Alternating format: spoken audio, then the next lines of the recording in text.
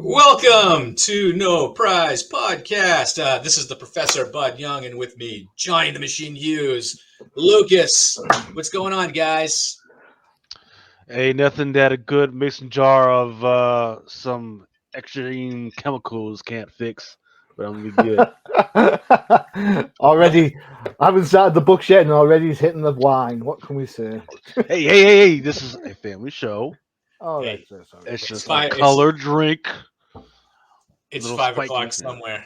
It is definitely 5 o'clock somewhere. Yeah, it's drink o'clock somewhere in the world. Yeah.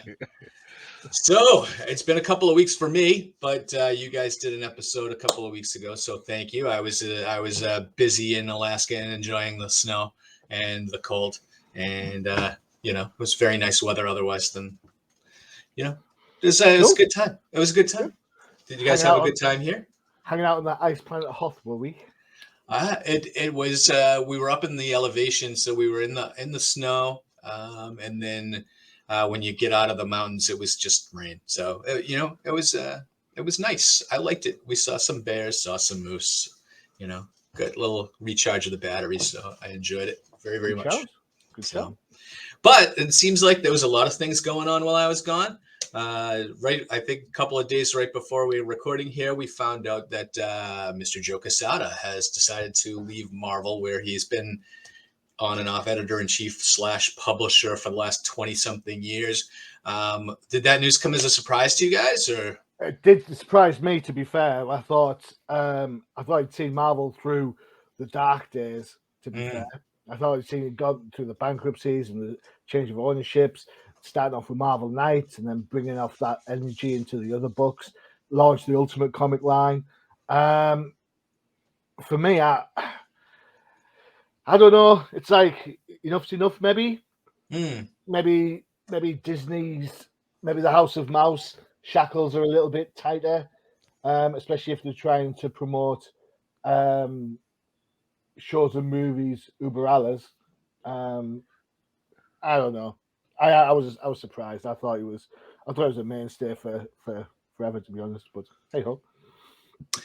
Yeah, I think when I think about Marvel, especially the last 20 years, when you think about the people that have been driving the ship, right? And you think Stan Lee right at the beginning, and then I always think Jim Shooter with the 80s and the kind of decisions that he made that kind of guided the way even comics were told. And I think Joe Quesada over the last 20 years had the biggest voice in comics, and what he did at Marvel, everybody kind of followed. There are a couple of things that as an older type reader, and I think maybe Johnny, you might agree with me, I'm not sure, but there were a couple of decisions that he made that I didn't like for one of those things nobody really thinks about. He got rid of thought bubbles in comics. Yeah, I get that. I miss a good thought bubble. That's one of those things with the internal dialogue that I was always really loved about Marvel Comics, and you almost didn't notice it when it was gone.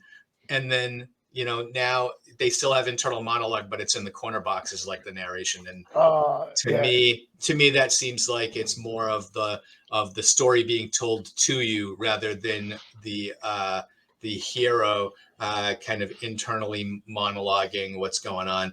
So to me, that was probably a bad decision. One of the good decisions, and actually on the fence about this one, is the entire trade paperback movement, right? So on the flip side, I know, right? So the good thing is that now you can walk into any comic book shop and pick up a whole storyline that you maybe missed, or maybe that you're interested in reading a new character. I think that's great.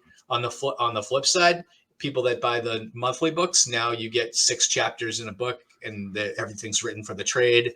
And I've complained about this several times. Is what has happened in the past is forgotten, and everything is new when the new creative team comes on. And that, to me, might have been a misstep. I think. I agree. I think trade paperbacks work.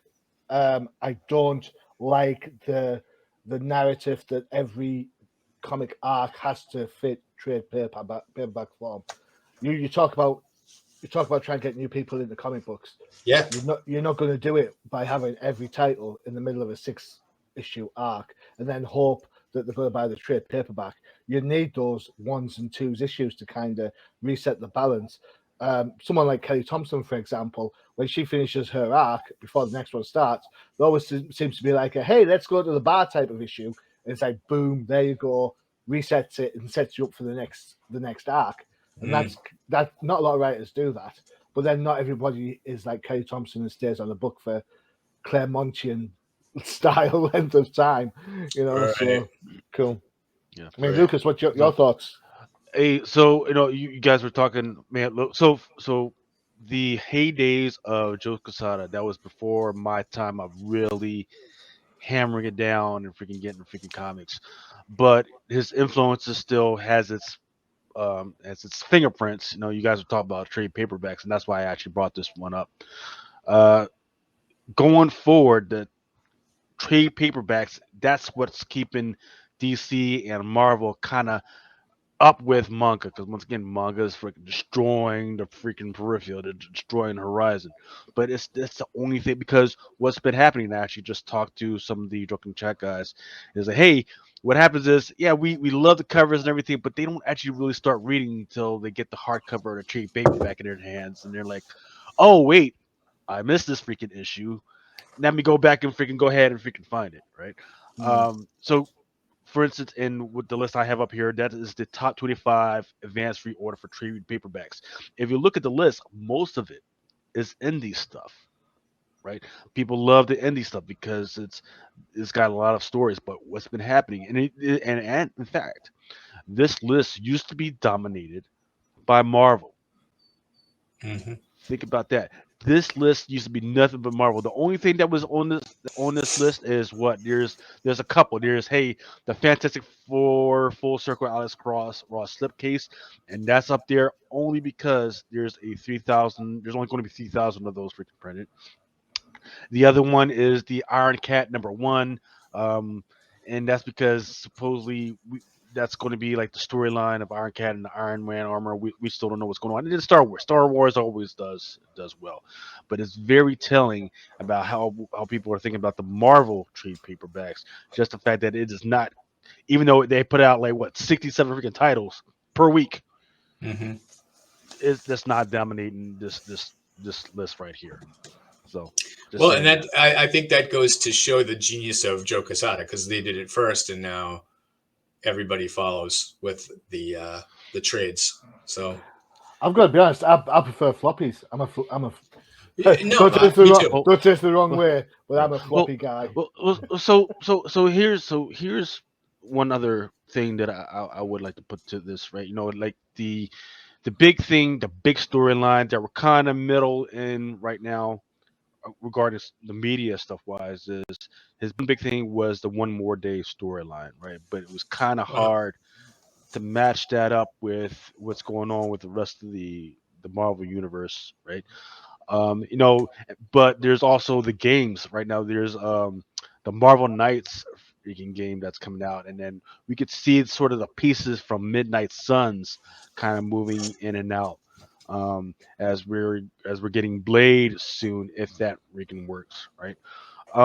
So I mean, right now, Kevin Feige is the man that's making all the creative decisions of what goes in the games, what goes in comics, what goes in the movies and the TV shows.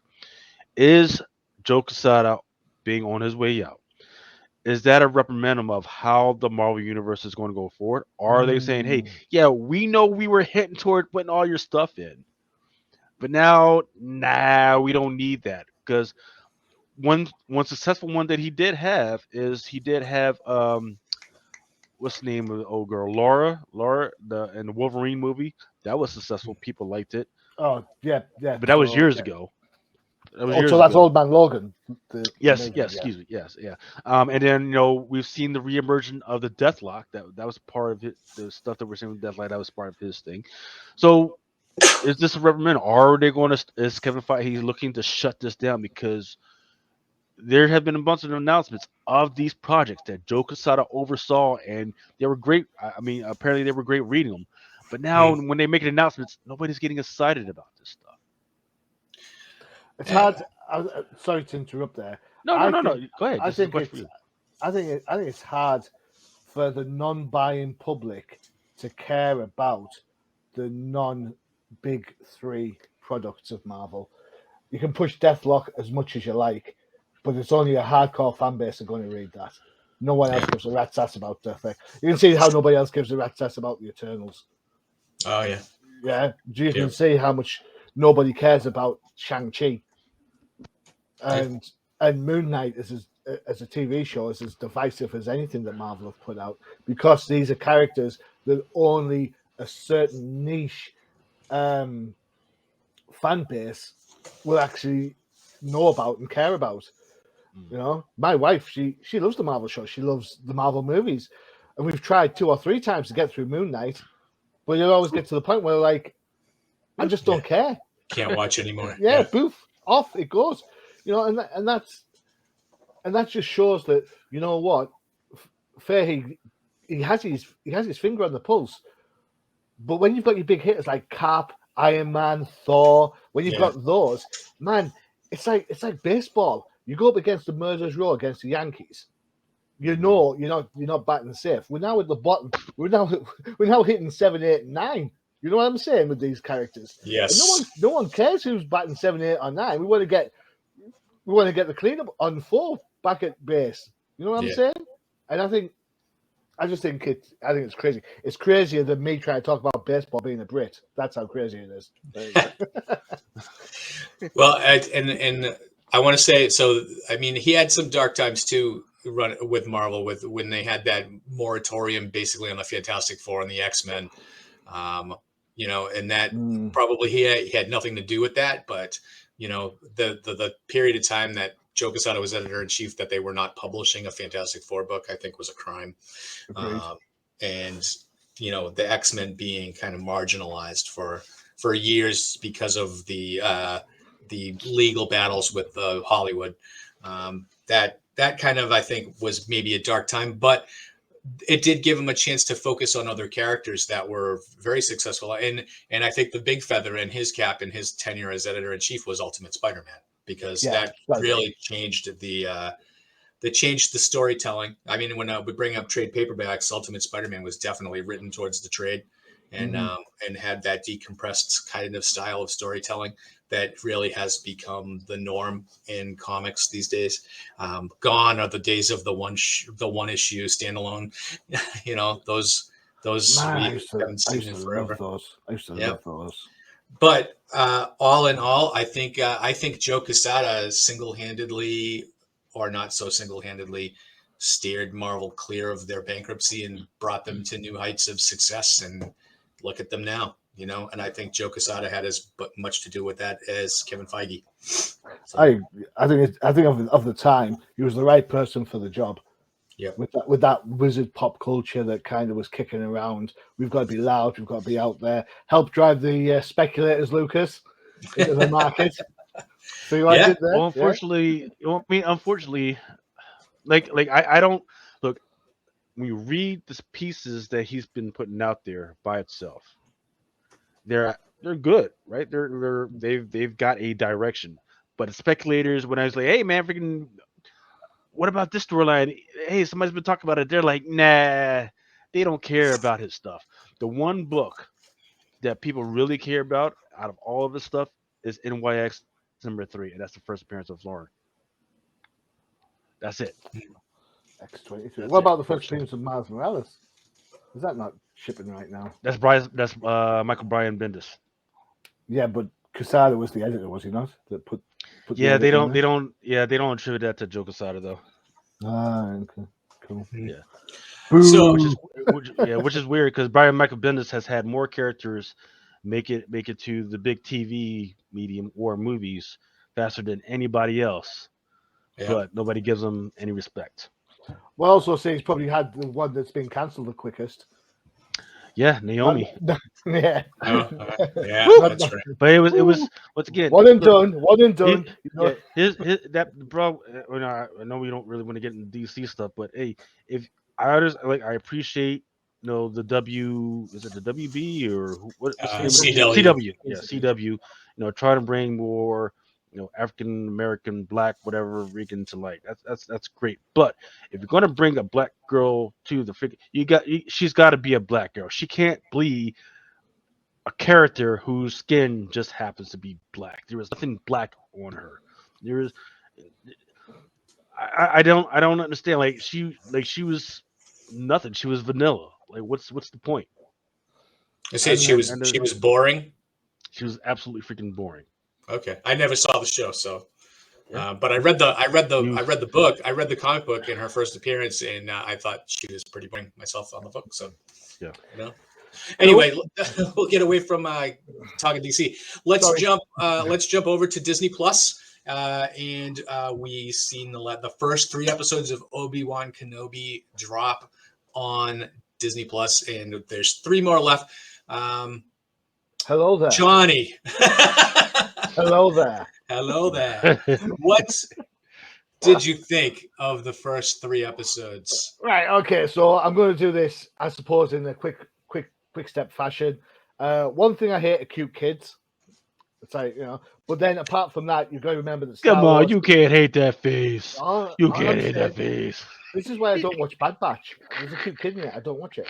Well, I will say this.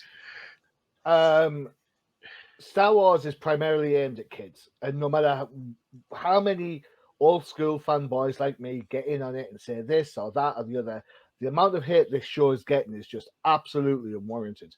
I come from a time back when you had to wait years for Star Wars material.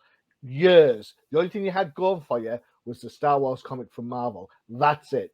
Now you're getting shed loads of Star Wars, and I'm sick of people saying, "Oh, I want more Star Wars," then complaining when they get it. Mm-hmm. If you don't like it, move on.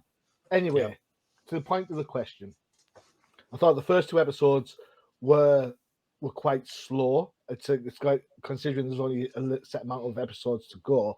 I think it's quite slow in its pacing. I liked how I do like how Obi-Wan's not at the top of his game, and then some.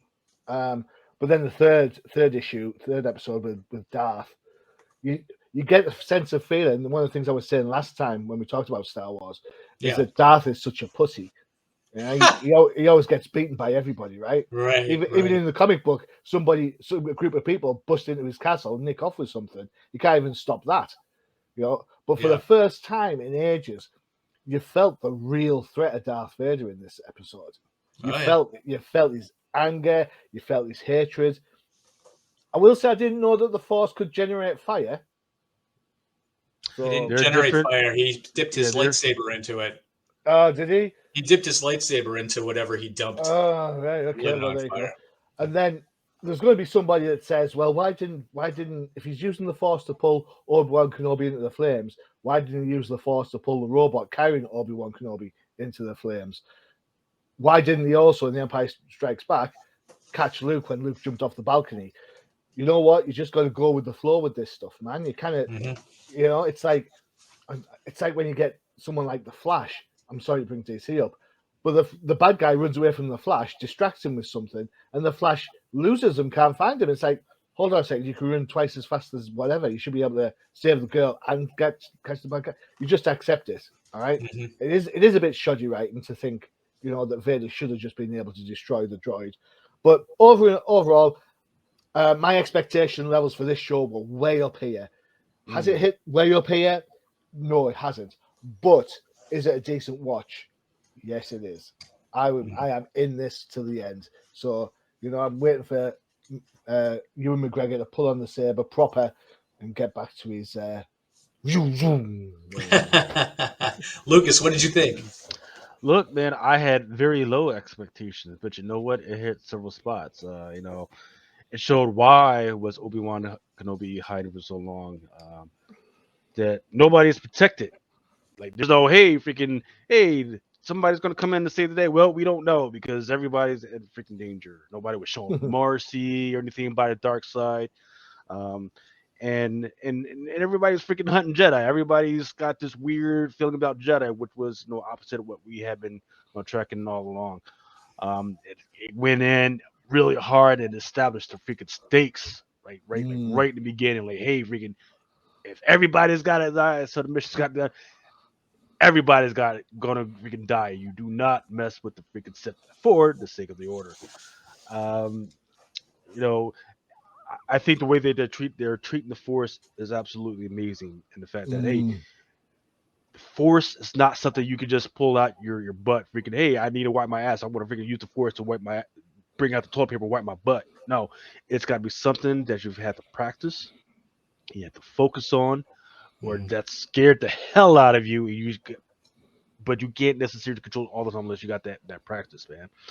Um, the so I love that. I love the acting. I don't care damn what anybody says, right? If you so for instance, there like you guys talked about some of the hatred for it. I think most of the hatred has been towards the actress who plays Renna, right?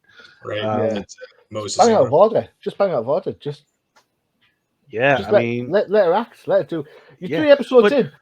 You don't know what's going to happen. Just get over it. But look, we know why she's there, right? They are trying to hit a specific demographic, right? And that demographic is, whether it be African American females or just females in general, and they showed what the Sith females had to go through, right?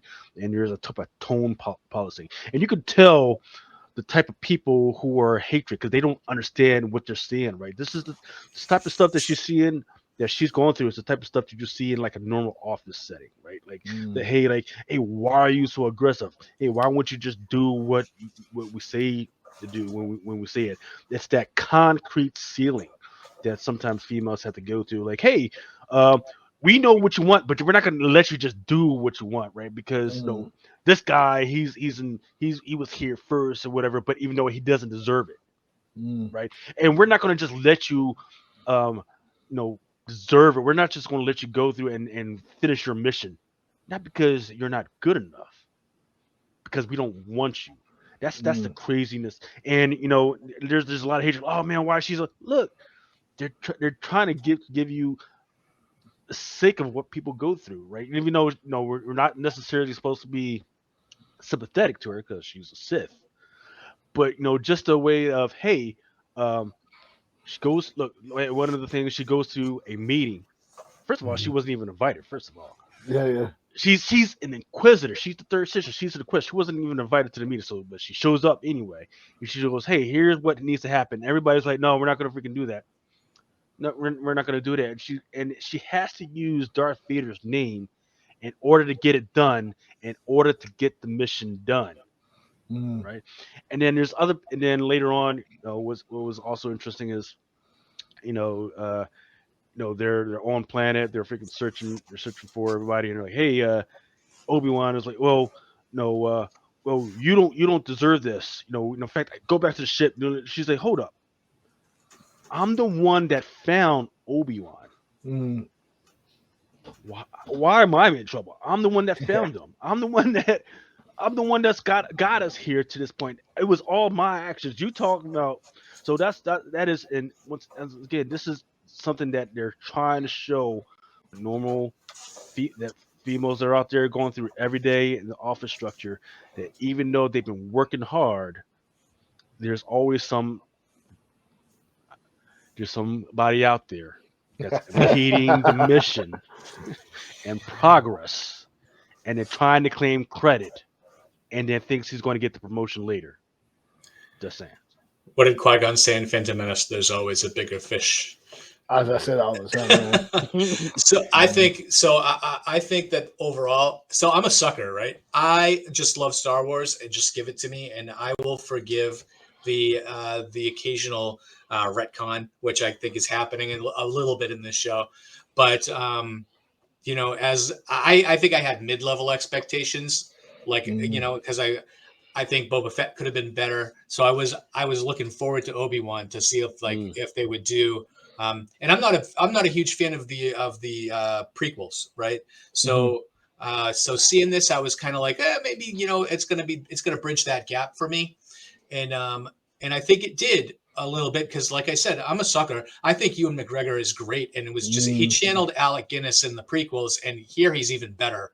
And just to bring him kind of back to life for me, I think as far as like the silliness goes, the chase scene in the first episode when Leia was running from the Red Hot Chili Peppers. That was, to me, the silliest chase scene ever shot on film. Because honestly, how do you not catch a 3-foot 10-year-old? But to me, I was like, okay, I can get over this. And then they did it again in the second episode. And I was like, okay, enough. But the third episode, which was, I think, where the show really kind of kicks into high gear, with Vader making his appearance, was great. And I think there is a lot of I think undue hatred for the show already, and a lot of it has to do with Vader kind of Michael Myering his way through that fight scene with just like being slow and letting Obi-Wan continue to run and not being able to run after him, which I actually think. I mean, we've never seen Vader run. I just happen to think that it's because of his droid legs that he can't keep up. Exactly. Right? He's got no legs. Right. He's got no legs. Like, come on, like, I mean, people slow the fuck down. He's got no arms. He's got no legs. Of course, he's going to be slow. Yeah. What do you think? He's going to force his way around the corners?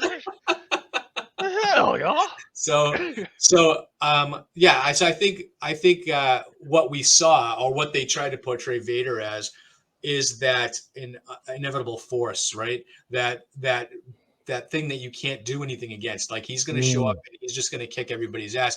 And we, like, other than episode 3 with and I'm talking about the prequel episode 3 when Anakin turned to the dark side and killed all the little Padawans, and that was like it was like, oh my god, that's evil, right? Yeah. And we saw the recap in the beginning of the first episode where they re-showed that, and then when you see it here where he's just walking through the street and he pulls the father out and is force choking him, and then the little kid comes out to save him and he just throws him against the wall and breaks his neck, and I'm just like, that made me go, whoa. Yeah. I was like, I was not expecting that. And this is carry on, sorry. Yeah, just to see the level, like, they wanted to portray that level of sinister, that level of pure dark side evil, right? Which makes it all the more poignant when you get to Return of the Jedi and Luke is able to kind of bring him back, right? So you see the depths where he is. And I get where you're coming from. I absolutely totally get you, and I understand. I feel it exactly the same when he starts attacking civilians and stuff. When he drags Obi-Wan through the fire, that was it. He's just toying with him. But but then that boils down to the big question. You know, if he's that powerful, how did the droid manage to drag Obi-Wan away?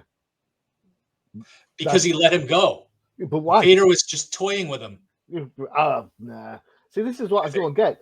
It's not just Star Wars. I'll say this, right? It's not just Star Wars. Sure. It's all this type of fiction, the way you turn around and the bad guy's got the good guy on the ropes, and it's like, right, I'm going to stop now and I'm going to talk a little bit and give you a chance to come at me again.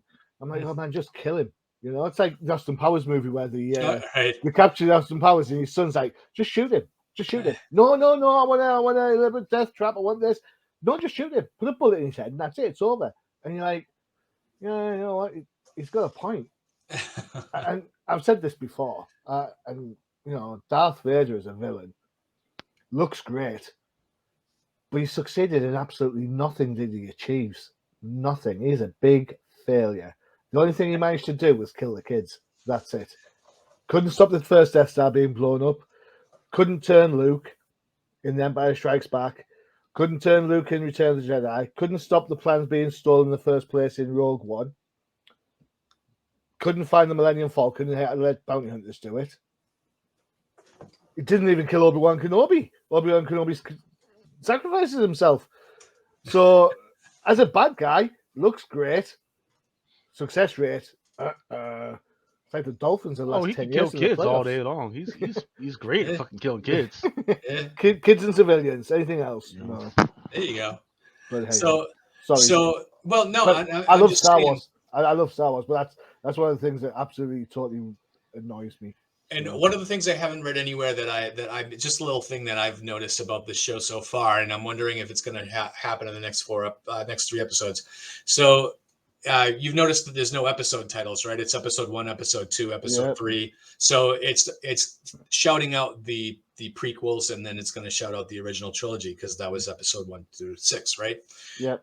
Episode 1 starts in Tatooine, which the majority of Phantom Menace takes place on Tatooine.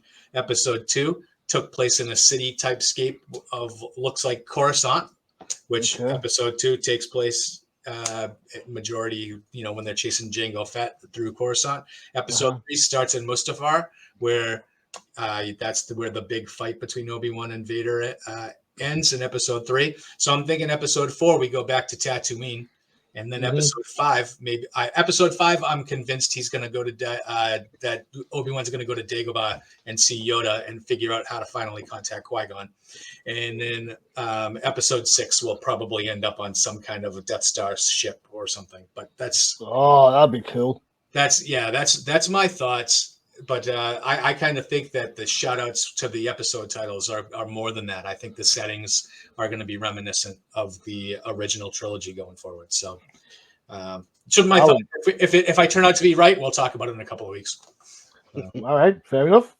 So anyway, let's take a break real quick, and then we'll come back and talk comics, and we're going to continue with talking about Vader. So I'll be right back.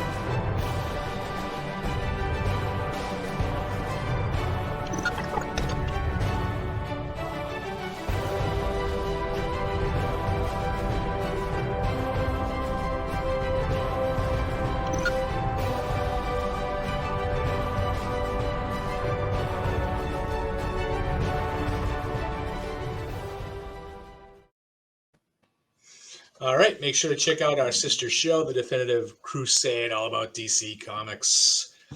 But let's continue our discussion about Darth Vader because we're going to talk about the comic book, Darth Vader number 23 that dropped this week. And let me just pull my copy up so I can look at it. So this is, Greg Pak writing, Rafael Anco on art, Carlos Lopez colors, VC's Joe Carmagna letterer, and let's blame the editors if you didn't like it. Mikey Basso, Denny Kazem, Mark Panisia, and of course CB Cebulski as the editor-in-chief.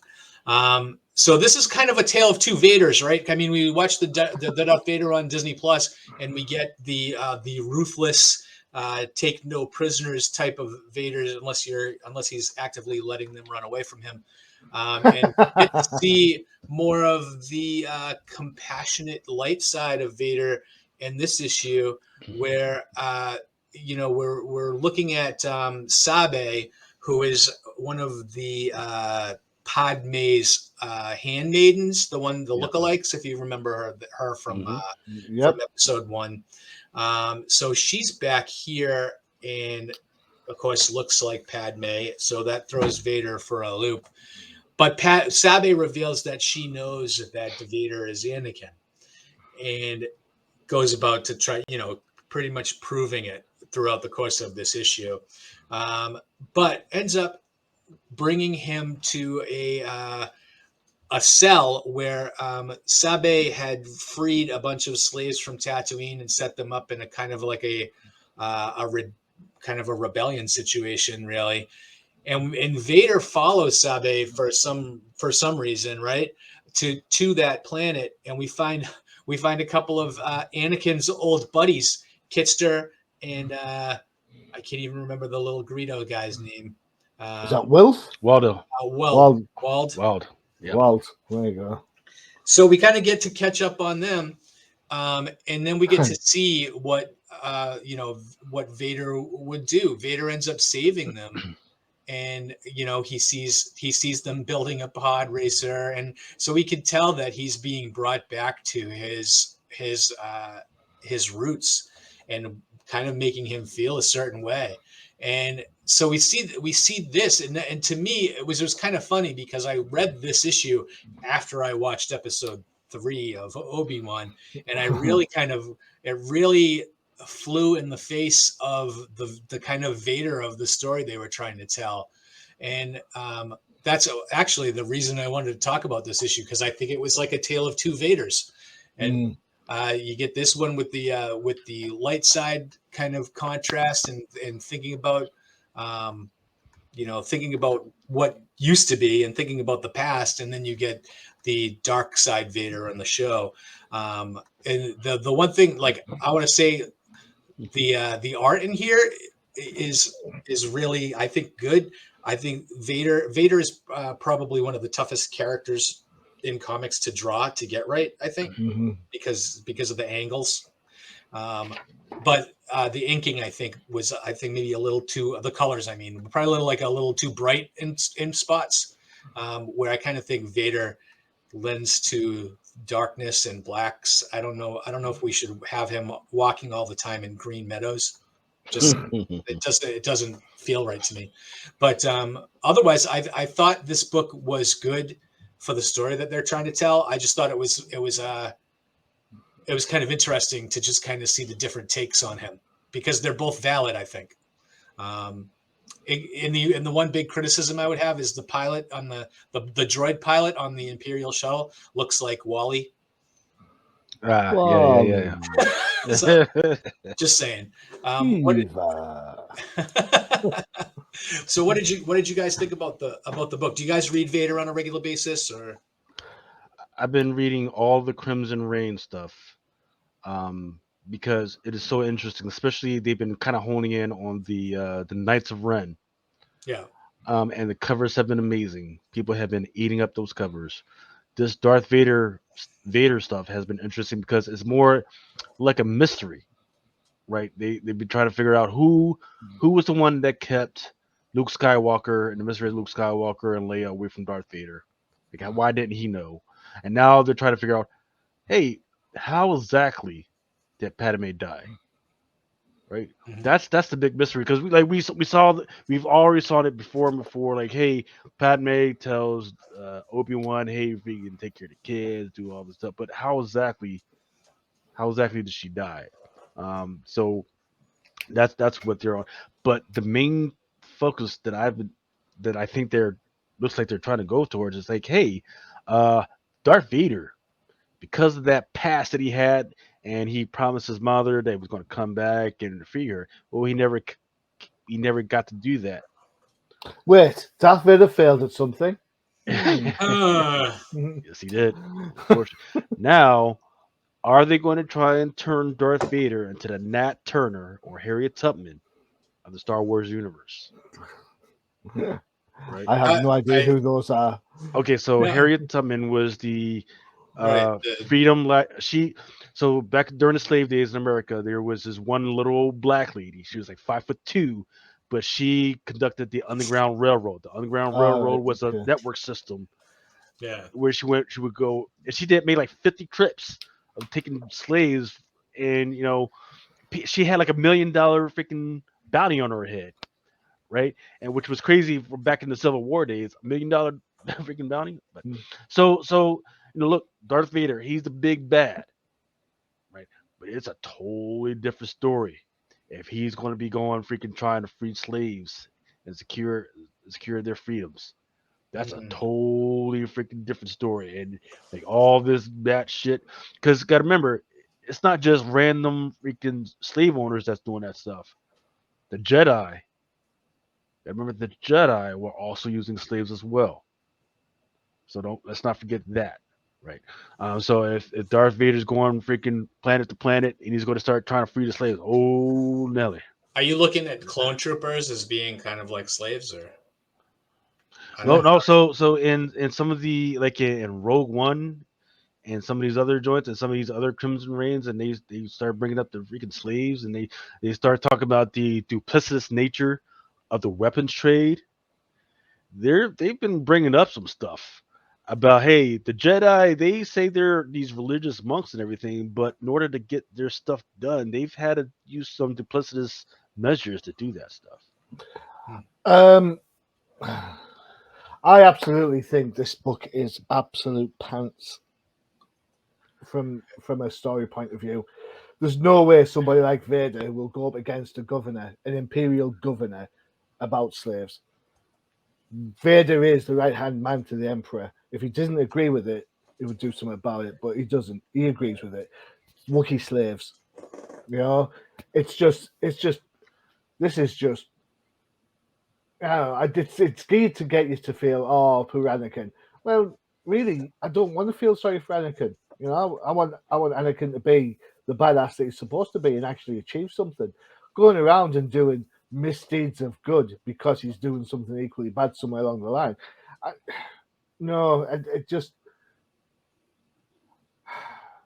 It reminds me of the types of stories you write as a kid. Do you know what you write? Mm-hmm.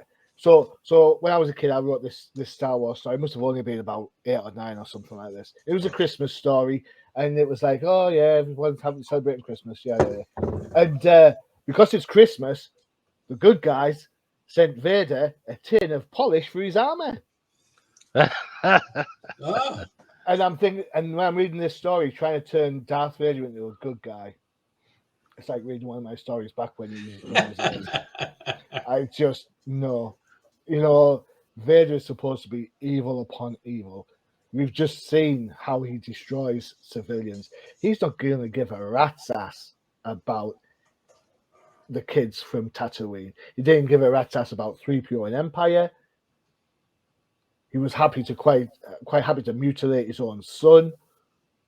But yeah, I'll just hang out with these randoms. Yeah.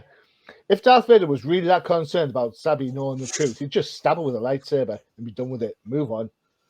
I think in the purposes of this story, I think him seeing Sabi shocked him because she looks just like Padme. The Padme that he forced through to the ground because he thought she'd betrayed him to Obi-Wan. Yes. Yeah, so stab her. There you go, job done. Next. There you go, I've just knocked your 23 issues down to 1. There you go. Well, here's a question. What do you make of Sabe putting on that armor? She's now got the Imperial Guard freaking armor and the helmet and everything. Yeah. I genuinely do not care. I just think it's a means to an end. So, we'll see. I enjoy the Darth Vader book just because it's Vader, and I don't think we get enough stories. But I do think I see your point, Johnny, because at this point in Vader's career, really, this is where he should be the most ruthless, and he obviously built up a reputation before Episode 4 about being the biggest badass in the galaxy. And here you do kind of see more of like the human touch, and where we kind of probably shouldn't be seeing him. So thinking more of like I think Episode 3 of Obi-Wan more accurately portrays what maybe we should be seeing of the ruthlessness of Vader, rather than here where he's saving his, childhood friends from destruction. So like I said, the reason I wanted to review this book was to kind of show the duplicity between Disney Plus and the comics. And that probably has an impact on Joe Quesada somewhere down the line. Hey, there we go. All right, so let's jump to our next review, and let's do Avengers Forever. Let's do Avengers Forever numero 6. And Lucas, I'm going to let you take this away.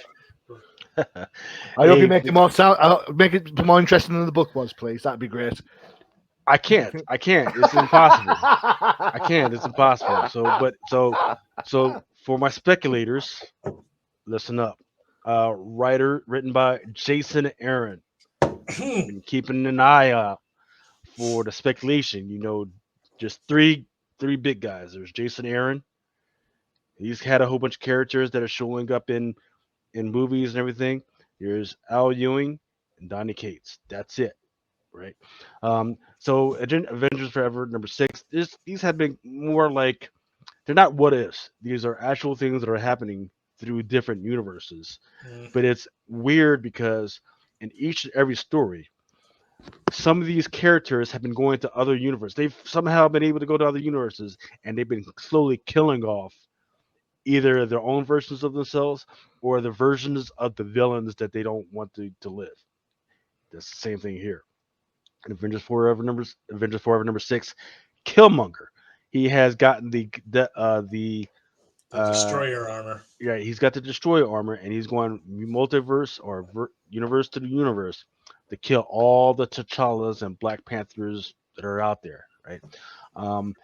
In this particular one, it's getting a little weirder because in this one particular universe, it's actually a couple of different universes. In one universe, T'Challa was actually not from Earth. He was from another planet. While he was on that planet, Killmonger showed up, destroyed the whole planet. His parents saw what was happening. They put him on a freaking ship, and they sent him off to another planet, where, of course, he was eventually adopted. By the Wakandan king and queen, right? So actually, in this particular story, actually, it gets a little weird because he was actually adopted, or I don't know what's going on. He arrives at the Shatari. He's in like not the Shi'ar. Shi'ar universe, right? And then he's like the Spider King or some shit. Like, so he's Spider-Man. He's Spider-Man, right? Correct. And then Killmonger shows up again, kills him again, and then Deathblock and Ghost Rider go searching for him because apparently Killmonger pitched his corpse into the fucking sun, and then they bring him out, and then now he's the Star Panther.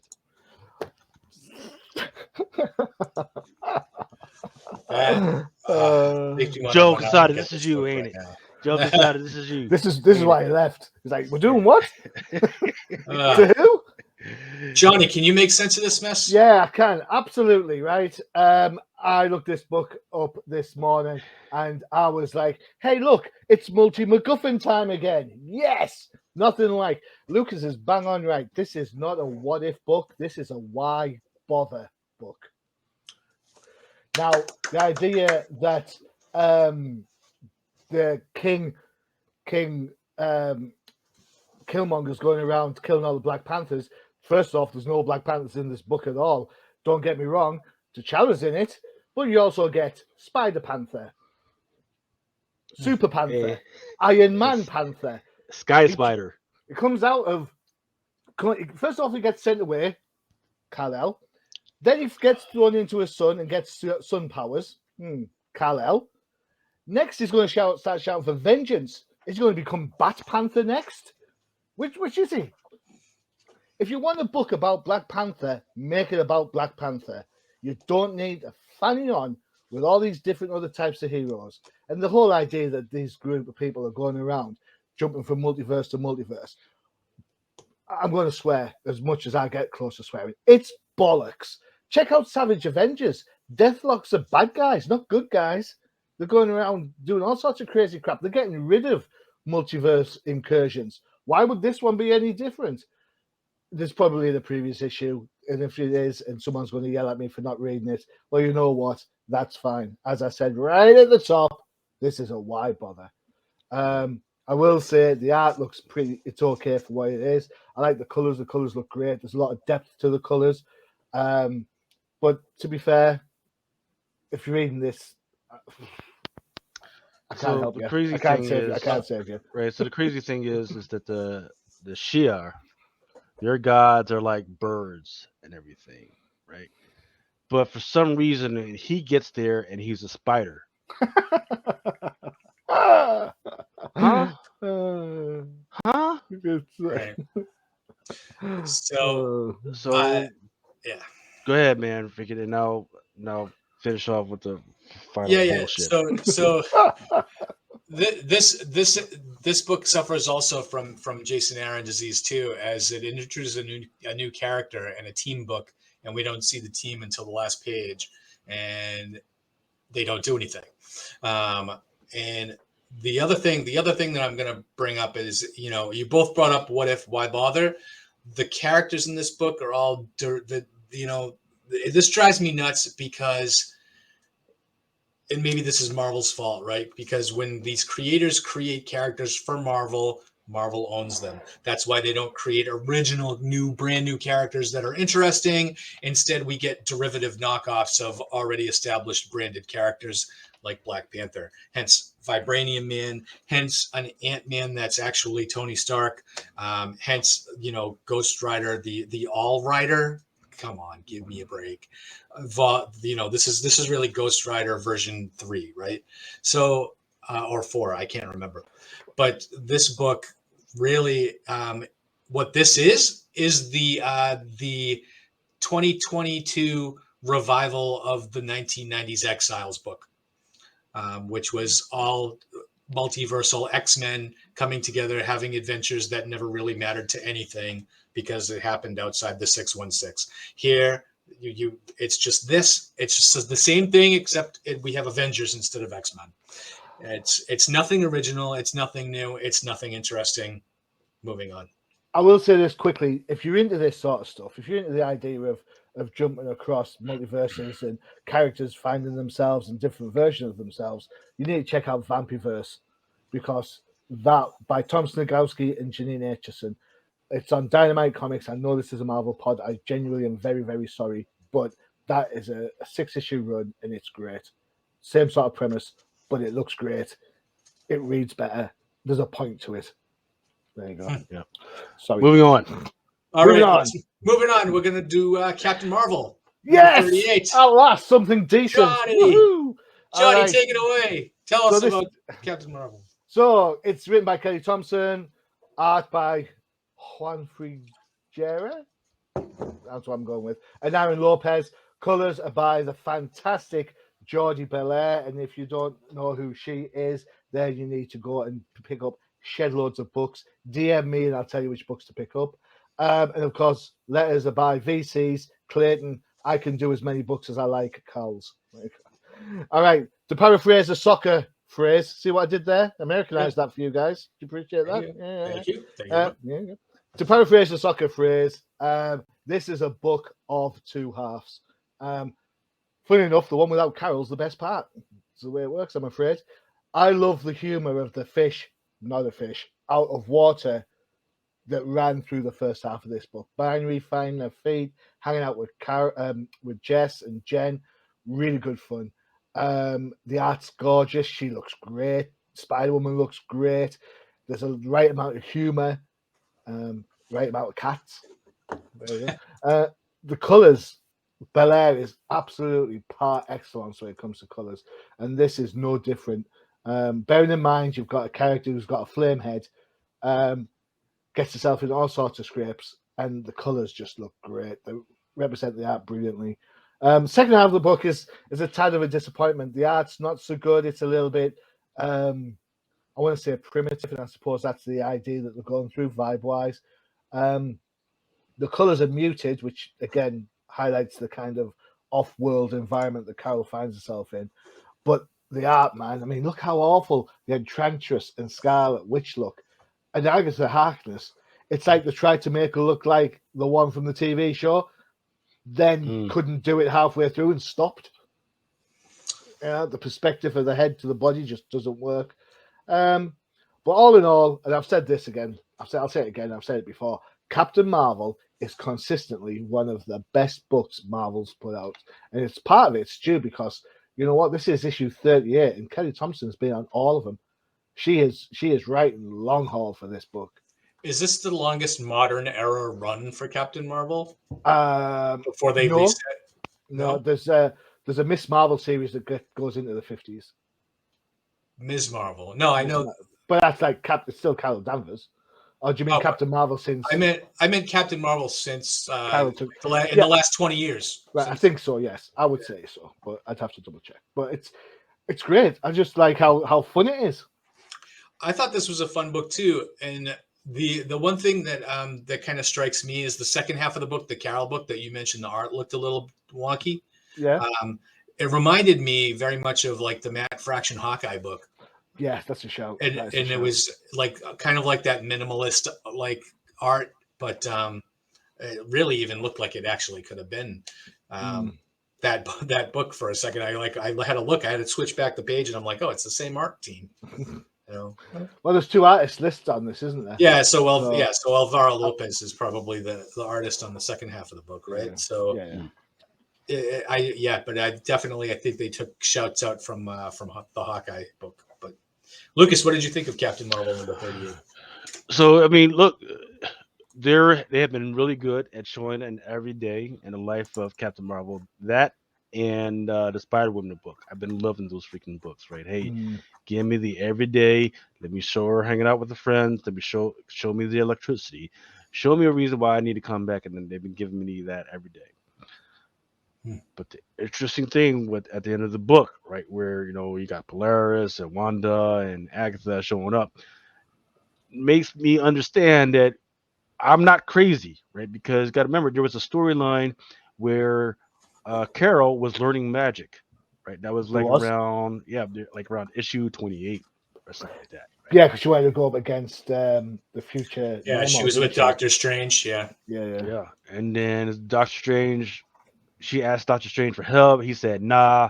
So she went out and was doing all types of crazy stuff. And then I think it ended like around 30. And we never kind of heard about it anymore, right? They just stopped. So now it looks like they're going back to that freaking storyline, which should be interesting, right? So I would love to see that, right? Like, hey, let's do this. So, for instance, in the MCU, let's do this Kamala Khan thing. Let's take Kamala Khan and do the Marvels thing. Then let's do a changing of the guard, right? Let's do. Hey, now Carol Danvers is going to do magic. Let's set it to the side. Now, Kamala Khan is going to be the Miss Marvel, right? Send Carol off to do something else, right? Kill off Doctor Strange like he is in the freaking books. Let's bring up their freaking Strange Academy stuff. Let's get crazy. Let's do some Kevin Feige stuff. Let's do some Kevin Feige magic, because even you can tell that they're struggling to figure out what to do with Carol Danvers right now. They've been switching off this binary stuff on and off right now, right? And they just can't figure it out. So let's bring her into the magic world. Yeah, I could definitely see that, right? And I mean, look, even on the cover, look at how many freaking different identities she's had. Look at that. Right? That's because they can't figure out, is she a pilot? Is she a freaking soldier? Or is she binary? And you got to look, Marvel, in this day and age, especially during this month, you can't use the word binary and the person's not actually binary. I'm just saying, this being LGBTQ plus month. I'm just saying, if you're going to use the word binary, there's a specific word for binary during this month. Well, there have been people shipping Carol and Jess, right? So maybe we get binary and Jess. No, No. Look. You It's gonna can't be do. Carol. Or You just can't doesn't do the work. Poison Ivy Harley Quinn thing here, man. It's not. Nah. it's Carol. It's Carol and Jess, and I can't. I don't understand. I don't understand why Marvel is so anti putting them together. I just don't get it at all. I know, and people say, well, because they're friends, and people can be friends, don't have to be in love and have relationships and stuff. I get that. Yeah. I know, but these two characters suit each other so well, and I just don't understand why Marvel aren't pulling the trigger on it. They almost did last year when she dumped Rhodey for a bit, Yeah. and They Spider come Woman had close. dumped Yeah. and Spider Woman had dumped her fella. You know, I was like, oh, this is it. They're going to do it. They're going to pull the trigger, but no, Well, maybe no. we'll see it. Maybe we'll see it in a year or two. But Well, someone told me that Spider Woman's joining the Avengers soon. oh, Yeah, she's rejoining the Avengers since a book got Why? cancelled. Because a book Why? got cancelled. So, So they literally could not find anything for her to do. well, oh no. How I about said letting that. her just be a mom? Well, the thing for me is one of my local comic book shops sells as many copies of Spider Woman as they do as X Men. So, Yeah. so there you go. Well, I imagine if she goes over to the Avengers, it just gives Jason Aaron a chance to not write her. Yeah. So. All right, 3 All different right. versions of her. Let's jump. I guess we're gonna do what? 2-minute warning. 2-minute warning. Let's go. All right, let's do 2-minute this. warning. Yeah. Woo. Let's look at some. All right, Venom number 8. That was going to be delayed, right? So don't expect it to show up this coming week or this coming Wednesday. We already did the top 100 comics. Don't forget, freaking A is going to be an interesting summer because Spider-Man and Miles Morales Spider-Man are supposed to be arriving to Sony, and that's very significant because the thing that made the Ultimate Fallout number 4 go from a $500 book to a $4,000 freaking book was the fact that it arrived on the Sony PlayStation. Wow. We're not going to talk about that. Marvel's Avengers, freaking the Cosmic Thor Cosmic Hero outfit is on Marvel Avengers. That's very significant because just like the new outfit, the Storm Ranger outfit for Kamala Khan showed up on the freaking game. Now that's the outfit that they're using for the TV show. So are we going to see this in God of Thunder, or we're going to see something else? I don't know. What's going on, John? Is the uniform going to get blown off him at some point? Because I think if it is, then I'm not going to watch it because it's. I don't know. There's no Something for the pixels big enough. ladies. Okay, hot new releases. The stuff that came out on 6/3. Star Wars Rebels. This was a trade paperback, but it was a thank you variant. So stores only got one per. So if you see this at your LCS, pick this book up. Don't leave it there. We talked about Avengers Forever. Even though we absolutely panned this book, it's sold out. Right? Really? Yes, sir. They can get this book. Right? Then Ghost Rider, the Momoko joint. Is that the number 3 book? I forget the edition of whatever this, came. This is the right, issue that just came out. So It just came out. Man, there's a jump the shark part in that book that just makes me want to go. I am done with Ghost Rider. Thank you very much. Sold out because it's just a beautiful cover, man. It's a good cover. I'll give you that. Miles Morales, Spider-Man number 38, the first appearance of Billy. Billy, Billy, which is not first appearance of Billy, but first appearance of Billy as an adult. Also, General Gunky. And there was a very big surprise at the end. So this one is the one that I have right here is the 150. So as people try to figure it out, look for the other ones to sell out as well. And then, all right, here is the stuff that is on FOC that should be out in July 6th. Amazing Spider-Man number 50, this J.S. Ribbick. I've got to say, Amazing Spider-Man number 2, what a great book. What a fantastic read. Nice. If you're not an Amazing Spider-Man, you need to get on it warp speed. Oh man, they're pushing towards something interesting. I can tell you that. The Amazing Spider-Man number 5, the Dartmouth Hellfire Saga variant. This Miguel Mercado variant. Now this is the official Amazing Spider-Man number 900, right? The 900th issue of Spidey. That's a good question. Let's see. I don't see it here, but it could be. I believe it is. Black Panther number 7, the Alex Ross. Black Panther number 7, the Hellfire variant edition. That's that. The Momoko for Captain America Sentinel of Liberty. That's a good one. Carnage number 4, David I'm sure- Nakayama. I must have seen it covered like a gazillion million times at some point. It's the every single artist draws Yeah. Carnage the same exact way, man. It's Yeah, tiring. there's It's there's only exhausting. so many ways. He's a boring character. Now I do want people to pay attention to this one. The Fortnite X Marvel Zero War number 2, the 1 of 50. Every single one of these is going to have a code inside of it that you can turn in for a code that gives you a whatever freaking code that you can dress your character up and everything. I just don't know. Look, it is what it is. If you see this on the shelves, go ahead and pick this up. This once again. 3 I weeks had from now. I had an opportunity to review the number 1 of this book. Mhm. Very much like I did with the DC book. I avoided it like the plague. And watch, it's going to fly off the shelves. That's if Oh, the wow. retailers even freaking pick this one up, man. Yeah. That's Fortnite is just bound to get loads of people into it at some point. So, All right. as then there's the Zero War, 1 of 25 by Burns. Mm, Ghost Rider Momoko. mm. Sabretooth by Maria Wolf. Not a big fan of that cover. I like that one. Momoko. That's not bad. Star Wars Otacon Legacy by Gist. Then there's some Thor Second Prince, number 25. They got on the cover the Celestial Hulkbuster, and then there's also 1 of 25 Frank sketch. That's a Then- nice cover. Yeah, Yeah. Hulk number 7, the second Prince Colo variant, and then there's also a Frank sketch 1 of 25.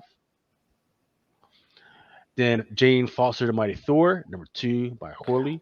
There's an advanced review on Comic Crusaders for Jane Foster and Thor number 1 right now. What a way to spoil a fantastic eulogy for a character then bring it back. Ugh. Then there's the Momoko. And then X-Men Which Hellfire Gala will- 1 to 1 freaking 100. Hello there. But then there's the Hellfire Gala variant 1 of 50 by Adam Hughes. Where's your left hand, She-Hulk? Tut tut. Oh, look at that. And then there's this Hellfire Gala. Oh, that's another good one. Yeah. And so quick, 2 toys. Fire Lord. Oh, hey, look at that. I never Yep. thought I'd see a Fire Lord figure. Is it not Firestorm? Wait, sorry, I get the two mixed up. Sorry, His first appearance was in Mighty Thor 225, and then Japanese Super Spider-Man. His first appearance was in Easy Spider-Man and Volume 3, number 12. That's it, gentlemen. Nice. All right. Well, thank you all for joining us for another episode of No Pies Podcast. We will be back, and it will be officially summertime. And we'll be Booyah. leaning into Ms. Marvel that drops on Disney Plus on Wednesday, June 8th. And I'm sure that maybe I'm the only one looking forward to that. So, all right. So we will be back with more stuff. We'll be probably talking about the penultimate episode of Obi-Wan, and we will hopefully have better comics to talk about. All right. Who knows? All right. Until then, stay safe. Adios.